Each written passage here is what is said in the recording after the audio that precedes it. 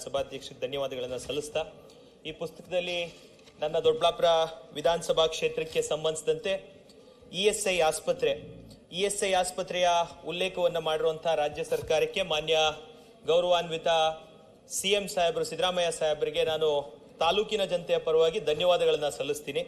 13 ವರ್ಷಗಳ ಹಿಂದೆ ಅಕ್ಟೋಬರ್ 13ನೇ ತಾರೀಕು 2013ನೇ ಇಸ್ವಿಯಲ್ಲಿ ಮಾನ್ಯ ಮುಖ್ಯಮಂತ್ರಿಗಳ ಅಮೃತ ಹಸ್ತದಿಂದ ಈ ಒಂದು ಇಎಸ್ಐ ಆಸ್ಪತ್ರೆಯ ಗುದ್ಲಿ ಪೂಜೆ ನಡೆದಿತ್ತು. ಇವತ್ತು 13 ವರ್ಷದ ನಂತರ ಈ ಇಎಸ್ಐ ಆಸ್ಪತ್ರೆ ಉದ್ಘಾಟನೆ ಮಾಡ್ತೀವಿ ಅಂತ ಈ ಒಂದು ಗವರ್ನರ್ ಭಾಷಣದಲ್ಲಿ ಹೇಳಿರೋದಕ್ಕೆ ನಾನು ಧನ್ಯವಾದಗಳನ್ನು ಸಲ್ಲಿಸಿ, ಇದ್ರ ಜೊತೆಗೆ ಪ್ಯಾರಾಮೆಡಿಕಲ್ ಕಾಲೇಜನ್ನು ಸಹ ನಾನೇನು ರಿಕ್ವೆಸ್ಟ್ ಮಾಡಿದ್ದೆ ಅದನ್ನ ಕೊಟ್ಟಿರೋದಕ್ಕೆ ಸರ್ಕಾರಕ್ಕೆ ಮೊದಲನೇದಾಗಿ ನಾನು ಧನ್ಯವಾದಗಳನ್ನ ಈ ಮೂಲಕ ಸಲ್ಲಿಸ್ತೀನಿ. ಅತಿ ಶೀಘ್ರವಾಗಿ ಈ ಉದ್ಘಾಟನೆ ದಿನಾಂಕ ಆಗಿ ಮಾನ್ಯ ಮುಖ್ಯಮಂತ್ರಿಗಳೇ ಬಂದು ಈ ಅತ್ಯಾಧುನಿಕವಾದಂತಹ ಆಸ್ಪತ್ರೆಯನ್ನ ಉದ್ಘಾಟನೆ ಮಾಡಲಿ ಅಂತ ನಾನು ಈ ಮೂಲಕ ಮಾನ್ಯ ಮುಖ್ಯಮಂತ್ರಿಗಳನ್ನ ಮನವಿ ಮಾಡ್ತೀನಿ. ಸಭಾಧ್ಯಕ್ಷರೇ, ನಾನು ಈ ಒಂದು ಭಾಷಣದ ಪ್ರತಿಯನ್ನ ಓದಿದ ನಂತರ ಕೇವಲ 4 ವಿಂಗಡಣೆಗಳಲ್ಲಿ ಈ ಭಾಷಣದ ಬಗ್ಗೆ ನಾನು ವಿಶ್ಲೇಷಣೆಯನ್ನ ಮಾಡ್ತೀನಿ. ಈ ದೇಶದಲ್ಲಿ ಗೌರವಾನ್ವಿತ ಪ್ರಧಾನ ಮಂತ್ರಿಗಳು ನರೇಂದ್ರ ಮೋದಿ ಅವರು ಈ ದೇಶದ ಜನತೆಯನ್ನ 4 ವಿಭಾಗಗಳಾಗಿ ವಿಂಗಡಣೆಯನ್ನ ಮಾಡಿ ಈ ವಿಕಸಿತ ಭಾರತದ ಒಂದು ಸಂಕಲ್ಪವನ್ನ ಹೊತ್ತಿದ್ದಾರೆ. ಮೊದಲನೇದಾಗಿ ರೈತರು, ಅದಾದ ನಂತರ ಮಹಿಳೆಯರು, ಅದಾದ ನಂತರ ಯುವಕರು ಮತ್ತು ಬಡವರು. ಈ 4 ವಿಭಾಗಗಳಲ್ಲಿ ಮಾತ್ರ ಈ ದೇಶದ ಜನರನ್ನ ಅವರು ವಿಭಜನೆಯನ್ನು ಅಥವಾ ವಿಭಾಗವನ್ನ ಮಾಡಿ ಅವರ ಉದ್ದೇಶಗಳನ್ನ ಈ ವಿಕಸಿತ ಭಾರತದ ಸಂಕಲ್ಪವನ್ನ ಹೊತ್ತಿದ್ದಾರೆ. ಇವತ್ತು ರೈತರ ಬಗ್ಗೆ ಈ ಸರ್ಕಾರದ ಸಾಧನೆಗಳು ಏನು ಮಾನ್ಯ ರಾಜ್ಯಪಾಲರ ಮುಖಾಂತರ ಓದಿಸಿರುವಂತಹ ಈ ಭಾಷಣದ ಪ್ರತಿ ಇದು ಪ್ರತಿಯೊಬ್ಬರಿಗೂ ರಾಜ್ಯದಲ್ಲಿರುವಂತಹ ಎಲ್ಲ ಜನತೆಗೂ ಸಿಕ್ಕಿದೆ. ನಾವು ವಿರೋಧ ಪಕ್ಷದ ಶಾಸಕರು ಹಾಗೂ ಎಲ್ಲ ಶಾಸಕರಿಗೂ ದೊರೆತಿದೆ. ಇದರಲ್ಲಿ ರೈತರಿಗೆ ನಮ್ಮ ರಾಜ್ಯದಲ್ಲಿ ಹತ್ರ 1 ಕೋಟಿ ಹೆಕ್ಟೇರ್ ಅಷ್ಟು ಕೃಷಿ ಭೂಮಿ ಇರುವಂತದ್ದು. 1 ಕೋಟಿ ಹೆಕ್ಟೇರ್ ಕೃಷಿ ಭೂಮಿಯಲ್ಲಿ ಹತ್ರ 4 ಕೋಟಿ ನಮ್ಮ ರಾಜ್ಯದ ಜನತೆ 60% ರೈತರು, ರೈತಾಪಿ ವರ್ಗದವರು ಹಾಗೂ ಕೃಷಿ ಕೂಲಿ ಕಾರ್ಮಿಕರು ಈ ಒಂದು ಕೃಷಿ ಮೇಲೆ ಅವಲಂಬಿತರಿರುವಂಥವ್ರು. ಕೇವಲ 3 ಯೋಜನೆಗಳನ್ನ ಈ ಒಂದು ಸರ್ಕಾರ ಅವರ ಸಾಧನೆಗಳಾಗಿ ತೋರಿಸಿರುವಂಥದ್ದು. ಒಂದು ಕೃಷಿ ಭಾಗ್ಯ ಯೋಜನೆ ಬಗ್ಗೆ ಉಲ್ಲೇಖವನ್ನ ಮಾಡಿದ್ದಾರೆ. ಕಳೆದ ಸರ್ಕಾರ ಈ ಕೃಷಿ ಭಾಗ್ಯ ಯೋಜನೆಯನ್ನ ನಿಲ್ಲಿಸಿತ್ತು. ನಾವು ಪ್ರಾರಂಭ ಮಾಡಿದೀವಿ, 200 ಕೋಟಿ ಅಲೋಕೇಶನ್ ಕೊಟ್ಟಿದ್ದೀವಿ. ಆದ್ರೆ ಕೇವಲ 49 ಕೋಟಿ ಪ್ರಗತಿಯನ್ನ ಮಾಡಿ ಇಡೀ ರಾಜ್ಯದಲ್ಲಿ 3735 ಜನ ರೈತರಿಗೆ ಮಾತ್ರ ಈ ಕೃಷಿ ಭಾಗ್ಯ ದೊರೆತಿರುವಂತದ್ದು ಈ ಸರ್ಕಾರದ ಸಾಧನೆ ಅಂತ ಹೇಳಿ ಅವರೇ ಮೊದಲನೇ ಪಾಯಿಂಟ್ ಈ ಪುಸ್ತಕದಲ್ಲಿ ಹಾಕಿದ್ದಾರೆ. ಇದಾದ ನಂತರ ಹೈಟೆಕ್ ಹಾರ್ವೆಸ್ಟರ್ ಹಬ್ ಈ ಯೋಜನೆ ಅಡಿಯಲ್ಲಿ 286 ಕೋಟಿ ಸಹಾಯವನ್ನ ಮಾಡಿದೀವಿ. ಅಸಿಸ್ಟೆನ್ಸ್ ಅನ್ನ ಕೊಟ್ಟು 1,31,000 ರೈತರಿಗೆ ಅನುಕೂಲ ಆಗಬೇಕು ಅಂತ ಮಾಡಿದ್ದಾರೆ. ಈ ಹಾರ್ವೆಸ್ಟರ್ಗಳ ಬಗ್ಗೆ ನಮ್ಮ ಪ್ರದೇಶದಲ್ಲಿ ವಿಶೇಷವಾಗಿ ನಮ್ಮ ಕೋಲಾರ, ಚಿಕ್ಕಬಳ್ಳಾಪುರ, ಬೆಂಗಳೂರು ಗ್ರಾಮಾಂತರ, ರಾಮನಗರ ಹೆಚ್ಚಿನ ರೈತರು ಇಲ್ಲಿ ಅವಲಂಬಿತರಾಗಿರುವಂತದ್ದು ರಾಗಿ ಬೆಳೆ. ಇವತ್ತು ರಾಗಿ ಯಾರು ಕಟಾವು ಮಾಡ್ತಿಲ್ಲ, ರಾಗಿ ಕಟಾವು ಯಂತ್ರಗಳು, ಹಾರ್ವೆಸ್ಟರ್ಗಳೇ ಆ ರಾಗಿ ಕಟಾವನ್ನ ಮಾಡ್ತಿರುವಂತದ್ದು. ಸರ್ಕಾರ ಈ ಕೃಷಿ ಹೈಟೆಕ್ ಹಾರ್ವೆಸ್ಟರ್ ಹಬ್ ಮಾಡಿದ್ರು ಸಹ ಇದುವರೆಗೂ ನಮ್ಮ ಜಿಲ್ಲೆಗಳಿಗೆ ಒಂದೇ ಒಂದು ರಾಗಿ ಕಟಾವು ಮಿಷಿನ್ ಬಂದಿಲ್ಲ. 1 ಎಕರೆ ರಾಗಿ ಕಟಾವು ಮಾಡ್ಲಿಕ್ಕೆ ರೈತರಿಗೆ ಇವತ್ತು 14,000 ರಿಂದ 18,000 ರೂಪಾಯಿ ಖರ್ಚಾಗ್ತಾ ಇದೆ. ಹಾಗಾಗಿ ಈ ಯೋಜನೆ ಕೇವಲ ಪುಸ್ತಕದಲ್ಲಿದ್ರೆ ಸಾಲಲ್ಲ, ರೈತರಿಗೆ ಈ ಯೋಜನೆ ತಲುಪಬೇಕು ಅಂತ ಮಾನ್ಯ ಮುಖ್ಯಮಂತ್ರಿಗಳ ಮುಖಾಂತರ ರಾಗಿ ಬೆಳೆಯುವಂತ ಎಲ್ಲ ರೈತರಿಗೆ ರಾಗಿ ಕಟಾವು ಯಂತ್ರಗಳನ್ನ ಕಲ್ಪಿಸಬೇಕು ಅಂತ ನಾನು ಕೋರ್ತೀನಿ. ಇದ್ರ ಜೊತೆಯಲ್ಲಿ ಏನು ಮೈಕ್ರೋ ಇರಿಗೇಷನ್, ನಾನು ಹೇಳಿದಂಗೆ 1 ಕೋಟಿ ಹೆಕ್ಟೇರ್ ಅಷ್ಟು ಕೃಷಿ ಭೂಮಿ ಇರೋದ್ರಲ್ಲಿ ಈ ಸರ್ಕಾರದ ಸಾಧನೆ 252 ಕೋಟಿಯಲ್ಲಿ ಕೇವಲ 1.5 ಲಕ್ಷ ಹೆಕ್ಟೇರ್ಗೆ ಇವರು ಈ ಬಾರಿ ಮೈಕ್ರೋ ಇರಿಗೇಷನ್ ಯೂನಿಟ್ ಅಂದ್ರೆ ಏನು ಸ್ಪ್ರಿಂಕ್ಲರ್ ಅಥವಾ ಡ್ರಿಪ್ ಇರಿಗೇಷನ್ ಅನ್ನ ಕೊಟ್ಟಿದ್ದಾರೆ. ನಾನು ಈ ಮೂಲಕ ಮತ್ತೆ ಹೇಳ್ತೀನಿ, 1 ಕೋಟಿ ಹೆಕ್ಟೇರ್ ಇರುವಾಗ ಕೇವಲ 1% ಜನಕ್ಕೆ ಕೊಟ್ರೆ ಅದನ್ನ ಸಾಧನೆ ಅಂತ ಹೇಳಲ್ಲ. ಇದ್ರ ಬಗ್ಗೆ ಸರ್ಕಾರ ತೀವ್ರವಾಗಿ ಯೋಚನೆ ಮಾಡಬೇಕು ಅಂತ ಈ ಮೂಲಕ ಕೋರ್ಕೊಂಡು, ಇದ್ರ ಜೊತೆಗೆ ರೈತರಿಗೆ ಸ್ವಾವಲಂಬಿಯಾಗಿ ಜೀವನ ನಡೆಸಬೇಕು ಅಂದ್ರೆ ಅವ್ರಿಗೆ ಬೇಕಾಗಿರುವಂತದ್ದು ಯಾವುದೇ ರೀತಿಯಾದಂತ ಸಹಾಯಧನ ಅಲ್ಲ, ಯಾವುದೇ ರೀತಿಯಾದಂತ ಸಾಲ ಅಲ್ಲ, ಅವ್ರಿಗೆ ಬೇಕಾಗಿರುವಂತದ್ದು ನೀರಾವರಿ. ಈ ಬಾರಿ ನೀರಾವರಿ ಬಗ್ಗೆ ಏನಾದ್ರೂ ಉಲ್ಲೇಖ ಇರುತ್ತೆ ಇದರಲ್ಲಿ. 3 ವರ್ಷ ಆಯ್ತು ಸರ್ಕಾರ ನೀರಾವರಿಯಲ್ಲಿ ಪ್ರಗತಿ ಮಾಡುತ್ತೆ ಅಂತ ನಾನು ಅನ್ಕೊಂಡಿದ್ದೆ. ನಮ್ಮ ಜಿಲ್ಲೆಗಳ ಬಗ್ಗೆ ಇದರಲ್ಲಿ ಉಲ್ಲೇಖ ಇದೆ ಈ ಪುಸ್ತಕದಲ್ಲಿ. ಸರ್ಕಾರ ಕೆಸಿ ವ್ಯಾಲಿ ಹಾಗೂ HN ವ್ಯಾಲಿ ಮತ್ತು ವೃಷಭಾವತಿ ವ್ಯಾಲಿ ಈ ಮೂಲಕ BWSSBಯ ಕೊಳಚೆ ನೀರನ್ನ ಸಂಸ್ಕರಣೆ ಮಾಡಿ 70 ಕೆರೆಗಳಿಗೆ ಬೆಂಗಳೂರು ನಗರ ಜಿಲ್ಲೆ, ಬೆಂಗಳೂರು ಗ್ರಾಮಾಂತರ ಜಿಲ್ಲೆ ಮತ್ತು ತುಮಕೂರು ಜಿಲ್ಲೆಯ 70 ಕೆರೆಗಳಿಗೆ 1081 ಕೋಟಿ ವೆಚ್ಚದಲ್ಲಿ ಈ ಸೆಕೆಂಡರಿ ಟ್ರೀಟೆಡ್ ವಾಟರ್ ಅನ್ನ ಬಿಡ್ತಾ ಇದ್ದಾರೆ ಅಂತ ಹೇಳಿ ಇದರಲ್ಲಿ ನೀರಾವರಿ ಯೋಜನೆ ಅಡಿಯಲ್ಲಿ ಮೊದಲನೇ ಘೋಷಣೆ ಸರ್ಕಾರ ಮಾಡಿರುವಂಥದ್ದು. ಇದು ಯಾವುದೇ ಕಾರಣಕ್ಕೂ ನೀರಾವರಿ ಅಲ್ಲ ಸಭಾಧ್ಯಕ್ಷೆ. ಇದ್ರ ಮೂಲಕ ಯಾವುದೇ ರೈತರಿಗೆ ಅನುಕೂಲ ಆಗಲ್ಲ. ಇದು ಕೇವಲ ಗ್ರೌಂಡ್ ವಾಟರ್ ರೀಚಾರ್ಜ್ಗೋಸ್ಕರ. ಅದರಲ್ಲೂ ನಾನಂತೂ ನನ್ನ ತಾಲೂಕಿನ ಜನತೆ ಪರವಾಗಿ ರೆಕಾರ್ಡ್ ಅಲ್ಲಿ ಇರ್ಲಿ ಅಂತ ಇಲ್ಲಿ ಸರ್ಕಾರವನ್ನ ಮನವಿಯನ್ನ ಮಾಡ್ತೀನಿ. ದಯವಿಟ್ಟು ನಮ್ಮ ಜಿಲ್ಲೆಗೆ ಈ ಯೋಜನೆ ಕೊಟ್ಟರು ನನ್ನ ದೊಡ್ಡಬಳ್ಳಾಪುರ ತಾಲೂಕಲ್ಲಿ ಒಂದು ಕೆರೆಗೂ ಸಹ ಈ ಟ್ರೀಟೆಡ್ ವಾಟರ್ ಬೇಡ, ಟರ್ಷರಿ ಟ್ರೀಟೆಡ್ ವಾಟರ್ ಇದ್ರೆ ಮಾತ್ರ ನಮ್ಮ ತಾಲೂಕಿನ ಕೆರೆಗಳಿಗೆ ನೀರು ಬೇಕು ಅಂತ ಈ ಮೂಲಕ ಆನ್ ರೆಕಾರ್ಡ್ ನಾನು ಮಾನ್ಯ ಮುಖ್ಯಮಂತ್ರಿಗಳಿಗೆ ಮತ್ತು ಸರ್ಕಾರಕ್ಕೆ ಮನವಿಯನ್ನ ಮಾಡ್ತೀನಿ. ಇದ್ರ ಜೊತೆ ಬೋರ್ವೆಲ್ಗಳು 9,000 ರೈತರಿಗೆ ಬೋರ್ವೆಲ್ ಅನ್ನ ಕೊಟ್ಟಿದೀವಿ ಅಂತ ಹೇಳಿ ಘೋಷಣೆ ಮಾಡಿದ್ದಾರೆ.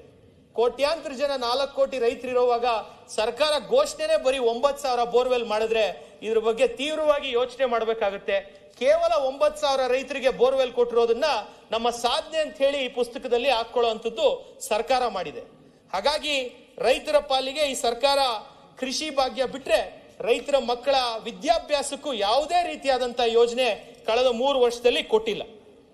ಇದಾದ ನಂತರ ನಾನು ಮಹಿಳೆಯರಿಗೆ ಏನು ಗೃಹ ಜ್ಯೋತಿ ಆಗ್ಬೋದು, ಗೃಹಲಕ್ಷ್ಮಿ ಆಗ್ಬೋದು ಮತ್ತು ಶಕ್ತಿ ಯೋಜನೆ, ಇದು ಈ ಸರ್ಕಾರದ ಸಾಧನೆ ಅಂತ ಹೇಳಿ ಪುಸ್ತಕದಲ್ಲೂ ಹಾಕಿದ್ದಾರೆ. ನಮ್ಮೆಲ್ಲ ಆಡಳಿತ ಪಕ್ಷದ ಶಾಸಕರು ಸಹ ಮಾತಾಡಿದ್ದಾರೆ.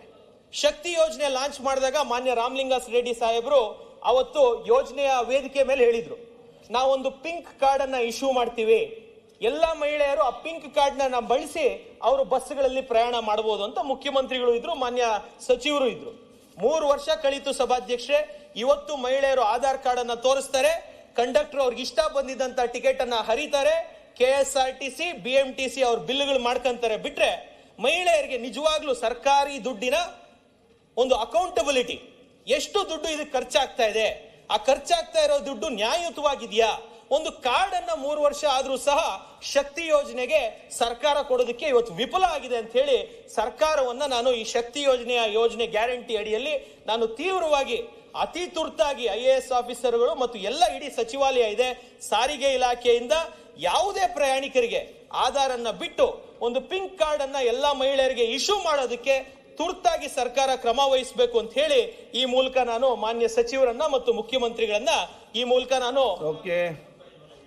ಸರ್ ಅದರಲ್ಲಿ ಎಲ್ಲಿಂದ ಎಲ್ಲಿ ಹೋಗ್ತಾರೆ ಅಂತ ನಿಮ್ಗೆ ಅಕೌಂಟಬಿಲಿಟಿ ಇಲ್ಲ ಸರ್. ನೀವೇ ಒಂದು ಕಾರ್ಡ್ ಕೊಟ್ರೆ ಎಲ್ಲ ಹೇಳ್ತೀನಿ ಸರ್, ಒಂದ್ ಸೆಕೆಂಡ್ ಹೇಳ್ಬಿಡ್ತೀನಿ. ಎಲ್ಲ ಅಕೌಂಟಬಿಲಿಟಿ ಇದೆ. ಇಲ್ಲ ಸರ್, ಅವ್ರು ಬಿಲ್ ಮಾಡುವಾಗ ನೀವೇ, ನಾನೊಂದು 10 ಕೇಸ್ ಕೊಡ್ತೀನಿ ಸರ್, ನ್ಯೂಸ್ ಪೇಪರ್ ಅಲ್ಲಿ ಹಾಕಿರೋದು. ಅವ್ರು ಇಳಿಯೋದು ಎಲ್ಲೋ 4 ಸ್ಟಾಪ್ ಇಳಿಬೇಕು ಅಂದ್ರೆ 8ನೇ ಸ್ಟಾಪ್ ಬಿಲ್ ಮಾಡೋ ಅಂತದ್ದು ಕಂಡಕ್ಟರ್ಗಳು ಅವ್ರ ಟ್ರಿಪ್ ಶೀಟ್ ನ ಫುಲ್ ಮಾಡೋದಕ್ಕೆ, ಅವರ ಒಂದು ಭರ್ತಿಯನ್ನ ಮಾಡ್ಕೊಳ್ಳಿಕ್ಕೆ, ಅವರ ಡೇಲಾಗ್ ಅನ್ನ ಕಂಪ್ಲೀಟ್ ಮಾಡ್ಕೊಳ್ಳಿಕ್ಕೆ ಕಂಡಕ್ಟರ್ಗಳು ಇದನ್ನ ಮಿಸ್ಯೂಟಿಲೈಸ್ ಮಾಡ್ತಿರುವಂತ 10 ಪ್ರಕರಣಗಳು ಈಗಾಗಲೇ ನ್ಯೂಸ್ ಪೇಪರ್ಗಳಲ್ಲಿ ಬಂದಿರುವಂತ ನಾನು ತಮಗೆ ತಲುಪಿಸ್ತೀನಿ ಸರ್. ನಾನು ಕೇಳ್ತಾ ಇರೋಂಥದ್ದು ಒಂದು ಅಕೌಂಟಬಿಲಿಟಿ ಇರಲಿ, ಕಾರ್ಡ್ ಇರಲಿ, ಪಾಸ್ ರೀತಿಯಲ್ಲಿ ಕೂಡ 560 ಕೋಟಿ ಮಹಿಳೆಯರು ಓಡಾಡಿದ್ದಾರೆ. ಎಲ್ಲೋ ಒಂದು ನಿಮಿಷ, ಎಲ್ಲೋ ಅಲ್ಲೊಂದು ಸಣ್ಣ ತಪ್ಪಾಗ್ಬೋದು, ಇಲ್ಲ ಅಂತ ಹೇಳೋದಿಲ್ಲ. ಅದಕ್ಕೆಲ್ಲ ತಾವೇ ಘೋಷಣೆ ಮಾಡಿದ್ರಲ್ಲ ಸರ್, ಪಿಂಕ್ ಕಾರ್ಡ್ ಕೊಡ್ತೀವಿ ಅಂತ. ನಾನು ಹೇಳಿರೋದಲ್ಲ. ವೇದಿಕೆ ಮೇಲೆ ಮೊದಲನೇ ಬಾರಿ ತಾವು ಲಾಂಚ್ ಮಾಡಿದಾಗ ಶಕ್ತಿ ಯೋಜನೆಯನ್ನ ಮಹಿಳೆಯರಿಗೆ ನಾವು ಒಂದು ಪಿಂಕ್ ಕಾರ್ಡ್ ಕೊಡ್ತೀವಿ ಅಂತ ತಾವು ಸರ್ಕಾರ ಘೋಷಣೆ ಮಾಡಿದ್ದನ್ನ 3 ವರ್ಷ ಆದ್ರೂ ಇಂಪ್ಲಿಮೆಂಟ್ ಮಾಡಿಲ್ಲ. ಅದನ್ನ ದಯವಿಟ್ಟು ಮಾಡಿ ಅಂತ ವಿನಂತಿಯನ್ನ ಮಾಡ್ತಾ ಇದ್ದೀನಿ ಸರ್. ಸರ್ಕಾರಿ ದುಡ್ಡಿಗೆ ಅಕೌಂಟಬಿಲಿಟಿ ಇರಲಿ, ಯಾರೋ ಕಂಡಕ್ಟರ್ಗಳು, ಯಾರೋ ಏನೋ ಡಿಪೋ ಮ್ಯಾನೇಜರ್ಗಳು ಮಿಸ್ಯೂಟಿಲೈಸ್ ಆಗಬೇಡ ಅಂತ ನಾನು ಕೇಳ್ಕೊಂತೀನಿ. ಇದು ಮಹಿಳೆಯರ ಬಗ್ಗೆ. ಯುವಕರ ಬಗ್ಗೆ ಸಭಾಧ್ಯಕ್ಷರೇ, ಯುವಕರ ಬಗ್ಗೆ ಒಂದು 2 ನಿಮಿಷ ಮುಗಿಸಾಕ್ತೀನಿ ಸರ್. ಯುವಕರ ಬಗ್ಗೆ ವಿಶೇಷವಾದಂತ ಗಮನವನ್ನ ಸರ್ಕಾರ ನೀಡ್ತಾ ಇದೆ. ಯುವ ನಿಧಿ ಯೋಜನೆಯನ್ನ ಯುವಕರಿಗೆ ಕೊಟ್ಟಿದ್ದಾರೆ. ಎಷ್ಟು ಜನಕ್ಕೆ ಕೊಟ್ಟಿದ್ದಾರೆ ಅಂತ ನಾನೇನು ಓದಕ್ ಹೋಗಲ್ಲ, ಯಾಕಂದ್ರೆ ಪುಸ್ತಕದಲ್ಲಿ ಇದೆ. ಯುವ ನಿಧಿ ಜೊತೆಗೆ ಅನ್ಎಂಪ್ಲಾಯ್ಮೆಂಟ್ ಭಾಗ್ಯ ಹಾಗೂ ಡ್ರಗ್ಸ್ ಭಾಗ್ಯವನ್ನ ಈ ಸರ್ಕಾರ ಖಂಡಿತವಾಗ್ಲೂ ತಂದು ಕೊಟ್ಟಿದೆ ಅಂತ ಹೇಳಿ ಒಂದು ನ್ಯಾಷನಲ್ ಪಾರ್ಟಿ ರಾಜ್ಯ ಯುವ ಘಟಕದ ಅಧ್ಯಕ್ಷನಾಗಿ ನಾನು ತೀವ್ರವಾಗಿ ಸರ್ಕಾರವನ್ನ ಖಂಡಿಸ್ತೀನಿ ಸಭಾಧ್ಯಕ್ಷ. ಕಲಬುರಗಿಯ ವ್ಯಕ್ತಿಯನ್ನ ಮಹಾರಾಷ್ಟ್ರ ಪೊಲೀಸರು ಬಂಧಿಸಿ ಮಹಾರಾಷ್ಟ್ರದಿಂದ ಬಂದು ಮೈಸೂರಲ್ಲಿ ಡ್ರಗ್ ಫ್ಯಾಕ್ಟರಿ ಸೀಸ್ ಮಾಡ್ತಾರೆ, ಬೆಂಗಳೂರಲ್ಲಿ 3 ಕಡೆ ಡ್ರಗ್ ಫ್ಯಾಕ್ಟರಿ ಸೀಸ್ ಮಾಡ್ತಾರೆ. ಇವತ್ತು ನೀವು ಡ್ರಗ್ಸ್ ಬಗ್ಗೆ ಮಾತಾಡಬೇಕು ಅಂದ್ರೆ ಈ ಪುಸ್ತಕದಲ್ಲಿ ಮೆನ್ಷನ್ ಮಾಡಿದ್ದಾರೆ ಸಭಾಧ್ಯಕ್ಷ. To eliminate the drug network affecting youth, a drug suppression task force has been established. with 56 posts created under the leadership of an ADGP level officer ಅಂತ ಹೇಳಿದ್ದಾರೆ ಸಭಾಧ್ಯಕ್ಷ. ಡ್ರಗ್ಸ್ ದಂಧೆ ಇವತ್ತು ಎಷ್ಟು ವ್ಯಾಪಕವಾಗಿದೆ ಅಂದ್ರೆ ನಿನ್ನೆ ಅಲ್ಲ ಮೊನ್ನೆನೋ ಬಸವನಗುಡಿಯ ಒಂದು BBA ಸ್ಟೂಡೆಂಟ್ ಸರ್, 20 ವರ್ಷದ ಒಬ್ಬಳು ಹುಡುಗಿ ಇವತ್ತು ಡ್ರಗ್ ಪೆಡ್ಲರ್ ಆಗಿ ಮಾರ್ಪಾಡಾಗಿದ್ದಾಳೆ. ಡ್ರಗ್ಸ್ ಅನ್ನ ಇಲ್ಲಿಂದ ಇನ್ನೊಂದ್ ಕಡೆ ಕಳಿಸ್ಲಿಕ್ಕೆ ಆನ್ಲೈನ್ ಅಲ್ಲಿ ಪೋರ್ಟರ್, ಡನ್ಸೋ ಈ ರೀತಿ ಆಪ್ಸ್ ಅನ್ನ ಯೂಸ್ ಮಾಡಿ ಯಾರೋ ಆನ್ಲೈನ್ ಅಲ್ಲಿ ಆರ್ಡರ್ ಪ್ಲೇಸ್ ಮಾಡಿದ್ರೆ ಆ ಆರ್ಡರ್ಗೆ ಸಪ್ಲೈ ಚೈನ್ ನೆಟ್ವರ್ಕ್ ಅನ್ನ ಈ ಆನ್ಲೈನ್ ವೆಂಡರ್ಸ್ ಅನ್ನ, ಗಿಗ್ ವರ್ಕರ್ಸ್ ಅನ್ನ ಉಪಯೋಗಿಸುವಂತ ಕೆಲಸ ಇವತ್ತಾಗಿದೆ. ನಮ್ಮಲ್ಲಿ ಸೈಬರ್ ಕ್ರೈಮ್ ಇದೆ, ಸ್ಪೆಷಲ್ ಟಾಸ್ಕ್ ಫೋರ್ಸ್ ಅನ್ನ ಡ್ರಗ್ಸ್ ಮಾಡಿದ್ದಾರೆ. ಡ್ರಗ್ಸ್ ನ ನಿಯಂತ್ರಣ ನೀವು ಎಲ್ಲಾದ್ರೂ ಒಂದು ಕಡೆ ಒಂದು ಪಬ್ಗೆ ಹೋದ್ರು ಸಹ, ಒಂದು ಪಾರ್ಟಿಗೆ ಹೋದ್ರು ಸಹ ಎಲ್ಲಾ ಕಡೆ ಕೊಕೇನ್, MDMA, ಎಕ್ಸ್ಟಸಿ, ಆಸಿಡ್ ಈ ರೀತಿ 10 ಡ್ರಗ್ಸ್. ಮುಂಚೆ ಆದ್ರೂ ಗಾಂಜಾ, ಅಫೀಮ್ ಇದ್ರೆ ಇವತ್ತು ಸಿಂಥೆಟಿಕ್ ಡ್ರಗ್ಸ್ ನ ಹಾವಳಿ ಅತಿ ಹೆಚ್ಚು ಆಗಿದೆ. ಏನಾದ್ರೂ ಇದೇ ರೀತಿ ಮುಂದುವರೆದೆ ನಮ್ಮ ದೇಶದ ಶಕ್ತಿ ಯುವಕರು ಅಂತ ನಾವೇನ್ ಹೇಳ್ತೀವಿ, ಯುವಕರು ತಪ್ಪದಾರಿ ಹಿಡಿತಾ ಇದ್ದಾರೆ. Alcohol consumption Gen Z, Gen Alpha ಮತ್ತು ಮಿಲೆನಿಯಲ್ಸ್ ಅಲ್ಲಿ ಕಮ್ಮಿ ಆಗಿದೆ ಅಂತ ಎಲ್ಲ ಕಡೆ ರಿಪೋರ್ಟ್ ಆಗಿದೆ. ಆಲ್ಕೋಹಾಲ್ ಕನ್ಸಂಪ್ಷನ್ ಕಮ್ಮಿ ಆಗಿದೆ ಅಂತ ಖುಷಿ ಪಡ್ಬೇಕಾ ಈ ಸಮಾಜ ಅಂದ್ರೆ ಖಂಡಿತವಾಗ್ಲೂ ತಲೆ ತಗ್ಸುವಂತ ಪರಿಸ್ಥಿತಿ. ಆಲ್ಕೋಹಾಲ್ ಬಿಟ್ಟು ಇವತ್ತು ಡ್ರಗ್ಸ್ ಗೆ ಹೋಗುವಂತ ಕೆಲಸ ಇವತ್ತಿನ ಯುವಕರು ಮಾಡ್ತಾ ಇದ್ದಾರೆ. ಇದಕ್ಕೆ ನೇರವಾಗಿ ನಾನು ನಮ್ಮ ಗೃಹ ಸಚಿವರನ್ನು ಆಗ್ರಹಿಸ್ತೀನಿ, ಇಲ್ಲಿ ಯಾವುದೇ ಟಾಪ್ ಲೆವೆಲ್ ಆಫೀಸರ್ಸ್ ಇದ್ರಲ್ಲಿ ಇಲ್ಲ ಸರ್. ಮಾಮೂಲಿ PCಗಳು, ಮಾಮೂಲಿ ಗ್ರೌಂಡ್ ಲೆವೆಲ್ ಅಲ್ಲಿರುವಂತ ಆಫೀಸರ್ಗಳಿಂದಾನೇ ಈ ದಂಧೆಗಳು ನಡೀತಾ ಇರೋಂಥದ್ದು. ಯಾವುದೇ IPS ಆಗ್ಬೋದು, KSPS ಆಗ್ಬೋದು, ಇದರ ದುಡ್ಡು ಬೇಕಾಗಿಲ್ಲ. ಆದ್ರೆ ಗ್ರೌಂಡ್ ಲೆವೆಲ್ ಅಲ್ಲಿರುವಂತ ಕೆಲವೊಂದು PCಗಳು ಸರ್, ಡಿಪಾರ್ಟ್ಮೆಂಟ್ ಅಲ್ಲೇ ಇರುವಂತ ಕೆಲವರಿಂದ ಈ ರ್ಯಾಕೆಟ್ಗಳು ನಡೀತಾ ಇರೋದು. ಡ್ರಗ್ಸ್ ನ ವಿರುದ್ಧ ದಯವಿಟ್ಟು, ನಾನು ತುಂಬಾ ಉತ್ತಮವಾದಂತಹ ಸಚಿವರು ಮಾನ್ಯ ಪರಮೇಶ್ವರ್ ಸಾಹೇಬ್ರು, ದಯವಿಟ್ಟು ಇದ್ರ ವಿರುದ್ಧವಾಗಿ ತೀವ್ರವಾಗಿ ನೀವು ಡ್ರಗ್ಸ್ ವಿರುದ್ಧ ಒಂದು ಕ್ಯಾಂಪೇನ್ ಅನ್ನ ತಗೊಬೇಕು ಅಂತ ರಾಜ್ಯದ ಯುವಕರ ಪರವಾಗಿ ನಾನು ನಿಮ್ಮಲ್ಲಿ ಕಳಕಳಿಯ ಮನವಿಯನ್ನ ಮಾಡ್ತೀನಿ ಸಭಾಧ್ಯಕ್ಷ. ಅನ್ಎಂಪ್ಲಾಯ್ಮೆಂಟ್ ಅಲ್ಲಿ ಒಂದು ವಿಷಯ ಮಾತಾಡ್ತೀನಿ ಸಭಾಧ್ಯಕ್ಷ, ಒಂದೇ ಒಂದು ಅಷ್ಟೇ ಎಂಪ್ಲಾಯ್ಮೆಂಟ್ ಬಗ್ಗೆ ಯುವಕರಿಗೆ ಮಾತಾಡಿ ನಾನು ಮುಗಿಸ್ತೀನಿ ಸಭಾಧ್ಯಕ್ಷ. ಈ ಪುಸ್ತಕದಲ್ಲಿ ಪಾಯಿಂಟ್ ನಂಬರ್ 53 ಇದ್ರ ಬಗ್ಗೆ ಮುಖ್ಯಮಂತ್ರಿಗಳಲ್ಲಿ ನಾನು ಮನವಿಯನ್ನ ಮಾಡ್ತೀನಿ. ಈ ಪುಸ್ತಕ ಮಾಡಿದಂತವ್ರು, ಯಾಕಂದ್ರೆ ಇದನ್ನ ಗವರ್ನರ್ ಓದ್ಬೇಕಿತ್ತು, ಗವರ್ನರ್ ಅವ್ರು ಓದಿಲ್ಲ. ನಾನು ಓದಿ ಒಂದು ಪಾಯಿಂಟ್ ಅನ್ನ ಇವಾಗ ಓದ್ತೀನಿ ಸಭಾಧ್ಯಕ್ಷೆ, ದಯವಿಟ್ಟು ನೀವು ಇದನ್ನ ಕೇಳಿಸ್ಕೊಬೇಕು. ಸೂಕ್ಷ್ಮ, ಸಣ್ಣ ಮತ್ತು ಮಧ್ಯಮ ಉದ್ಯಮ ವಲಯಕ್ಕೆ ಸರ್ಕಾರವು ಆದ್ಯತೆ ನೀಡಿದೆ. 2025 ಡಿಸೆಂಬರ್ ಅಂತ್ಯಕ್ಕೆ ಉದ್ಯಮ ತಂತ್ರಾಂಶದಲ್ಲಿ 25 ಲಕ್ಷ MSMEಗಳು ನೋಂದಣಿ ಆಗಿದೆ. 2,35,20,000 ಉದ್ಯೋಗಗಳು ಸೃಜನೆಯಾಗಿವೆ. 2,35,20,000 ಉದ್ಯೋಗಗಳು ಸೃಜನೆಯಾಗಿದೆ ಅಂತ ಹೇಳಿ ಗವರ್ನರ್ ಕೈಯಲ್ಲಿ ಮಾತಾಡಿಸ್ತಾ ಇದ್ದಾರೆ. 6 ಕೋಟಿ ಜನಸಂಖ್ಯೆ ಇರುವಂತ ಈ ರಾಜ್ಯದಲ್ಲಿ ಯಾವಾಗ ಈ ಸರ್ಕಾರ 2,35,00,000 ಜನಕ್ಕೆ ಉದ್ಯೋಗವನ್ನ ಕೊಟ್ಟರು ಅಂತ ಕೊಡ್ಬೇಕು ಸಭಾಧ್ಯಕ್ಷರೇ. 25 ಲಕ್ಷ MSMEಗಳು. ಇದರಲ್ಲೇ ಮುಂದಕ್ಕೆ ಇನ್ನೊಂದು ಪಾಯಿಂಟ್ ಬರೆದಿದ್ದಾರೆ, ಇದು ಒಂದು ದೊಡ್ಡ ಹಗರಣ ಇರಬಹುದು ಅಂತ ಹೇಳಿ ನಾನು ಈ ಮೂಲಕ ಸರ್ಕಾರದ ಮೇಲೆ ಆಪಾದನೆಯನ್ನ ಮಾಡ್ತೀನಿ ಸಭಾಧ್ಯಕ್ಷರೇ. ಯಾಕೆ ಅಂದ್ರೆ 25 ಲಕ್ಷ MSMEಗಳ ಸ್ಥಾಪನೆ ಮಾಡಿ ಈ MSMEಗಳಿಗೆ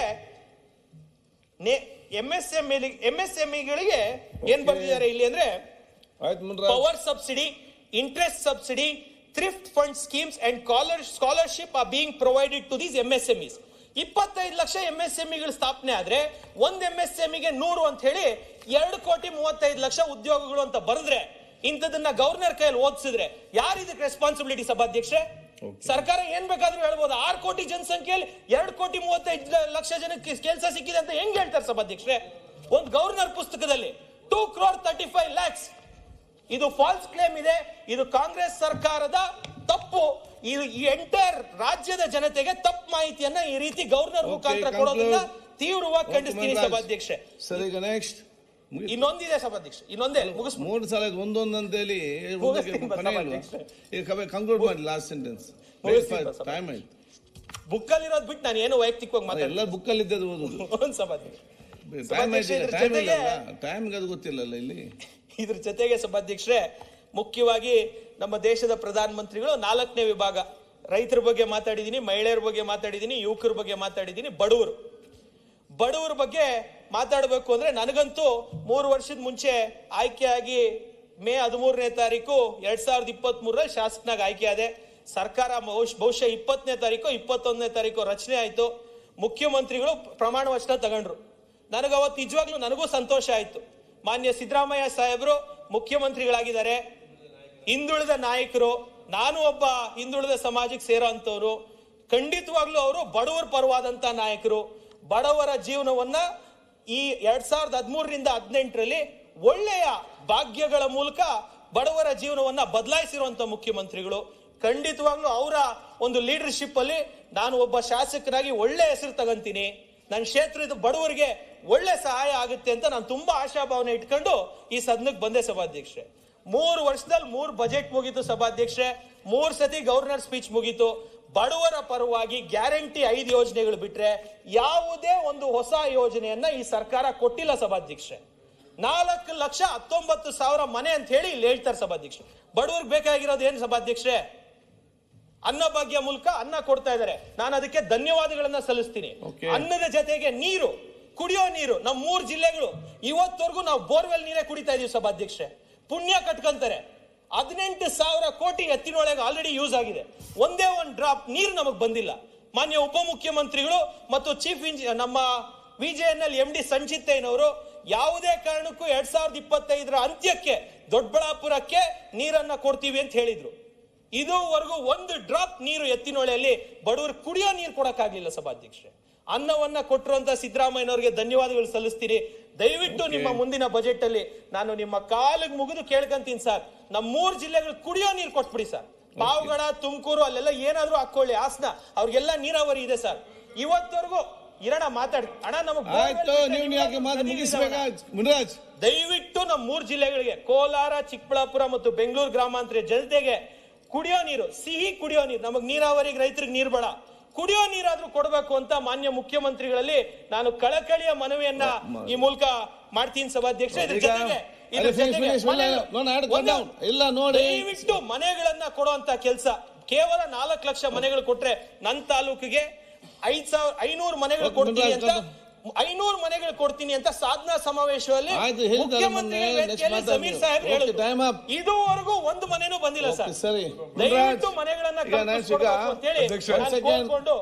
ಧನ್ಯವಾದಗಳು ಸಲ್ಲಿಸ್ತೀನಿ.